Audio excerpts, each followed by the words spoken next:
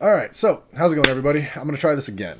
I want to make a video today about the 4 universal firearm safety rules because I just came across a video on YouTube, YouTube Shorts to be specific, about a man who had shot his buddy in a gun store while he was showing him his own gun while this gentleman was buying a gun to show him the differences in weapons from what it seemed like.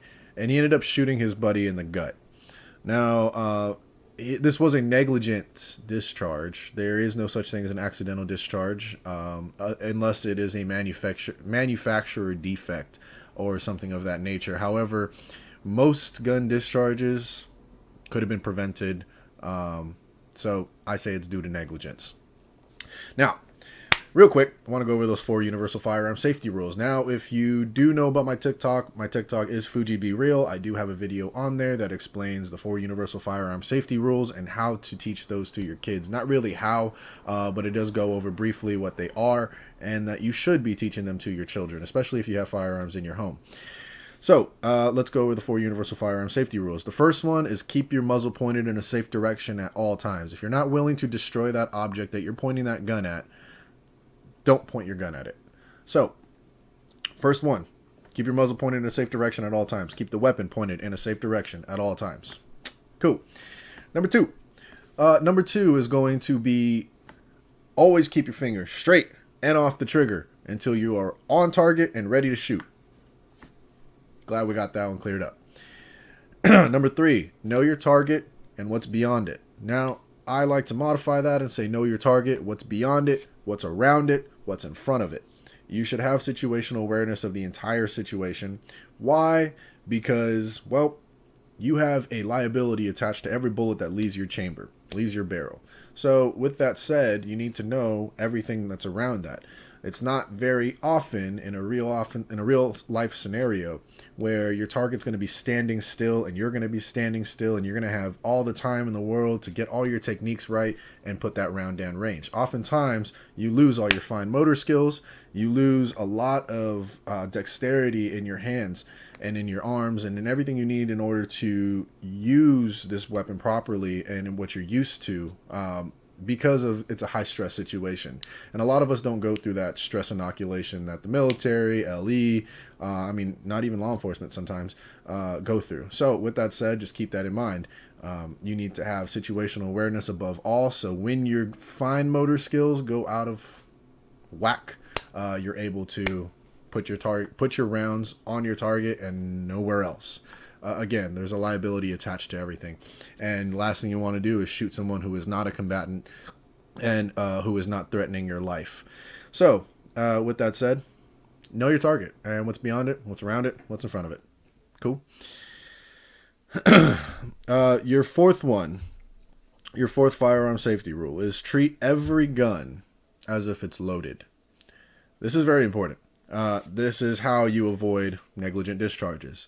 Is to treat every gun as if it's loaded. Now, I like to put a caveat to that. Treat every gun as if it's loaded and know the condition of your weapon at all times.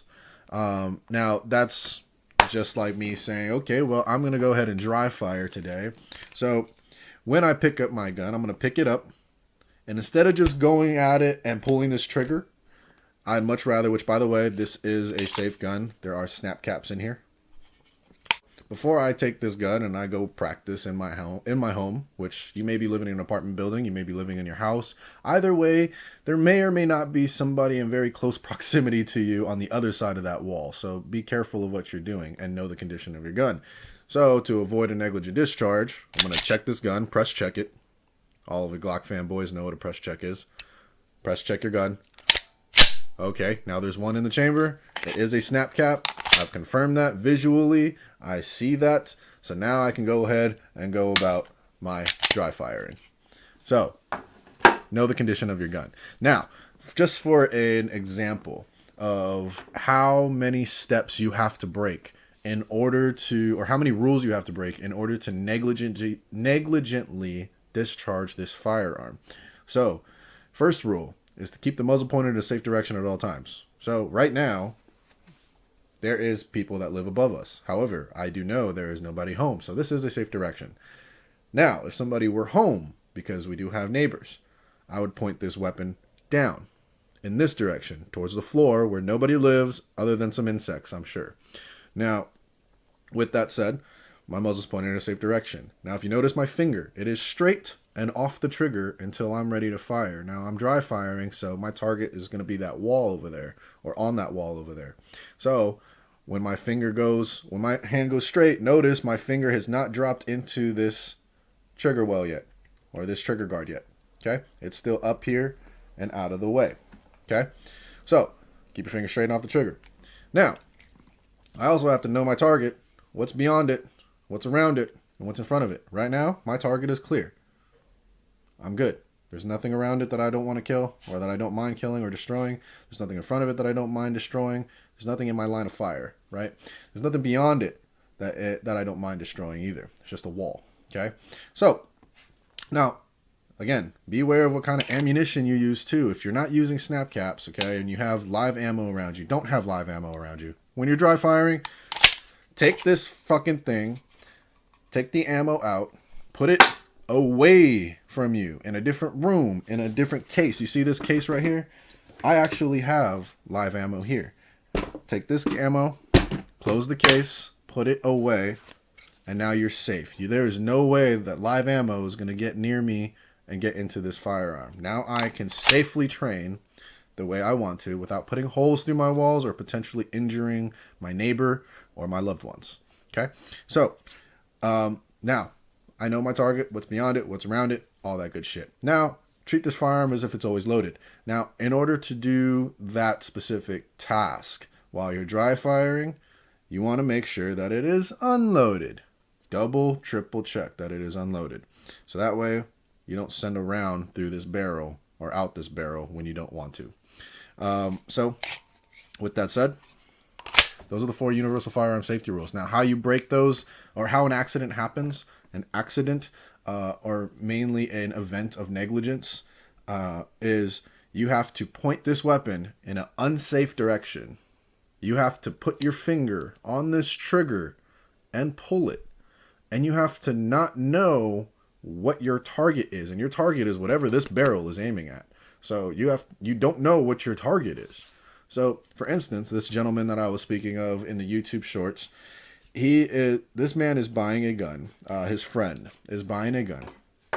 And this gun is on the table in front of him. Okay? Now, they're taking a look at this gun, and his friend is standing in front of the gun, and the guy who's buying the gun is standing next to him. Now, there's something about this gun that he wants to show him the difference between this gun, that he wants to explain the difference between this gun and his personal firearm. Now, in order to kind of fully get the idea of this, if you've ever been in a gun store, you know taking out your firearm in that store is just a solid no-go. If you're having your weapon brought in for work, you bring it in unloaded, locked to the rear, and in a case. So, but this guy has a concealed carry license, or so I assume. This is Central or South America, somewhere around there. I'm not exactly sure what their laws are when it comes to carrying. However, he pulls out his gun out of his back, pulls it up here, drops the magazine, removes the magazine. He had it pointed in a safe direction while he was doing this, down towards the floor, dropped the mag. After he dropped the mag, it looked like he was sitting down here clearing the chamber, right? Which most of us would be like, okay, cool. He cleared the chamber. Now, I'm pretty sure what he had was a Glock, because it looked like he was going to disassemble the weapon after. And when he did that, in order to disassemble this gun, which here is the takedown, okay, if I do this, it doesn't come off. You have to pull the trigger for it to be able to be disassembled. See? So, with that said, and I hope YouTube doesn't get me in trouble for disassembling a weapon, but that's how you do it. I'm not teaching people how to manufacture a firearm, YouTube. So he's over here trying to disassemble this weapon, and he pulls it back. He's trying to get it off. He's finicking with it, and he can't get it off. Then he realizes, oh, I have to pull the trigger to get this slide off. So he goes to pull the trigger. The weapon is pointed at his buddy. He didn't visually inspect that there was not a round in that chamber. He didn't see it, didn't look for it, and then he pulls the trigger. Bang. Shoots his buddy in the belly, and his buddy goes down. The store goes crazy. The employees come over. They grab a first aid kit. They're trying to get control of the situation. Basically what I'm saying is a situation could have been avoided by just simply following 3 of the safety rules that he broke. Know the condition of your weapon, or rather, assume that it's loaded at all times. Know your target and what's beyond it. So, know where your weapon's pointed. Know what's behind that weapon's target. Know what's in front of that weapon's target and around it. Okay? And do not put your finger on the trigger until you are ready to fire. Now, if you're disassembling your Glock, that would imply that you are ready to fire or discharge this trigger when you have visually inspected that this is clear. When that is visually inspected of being clear, or visually confirmed that it's clear, then we can safely pull the trigger. So, with that said, guys, be safe, be hard, and train like you fight.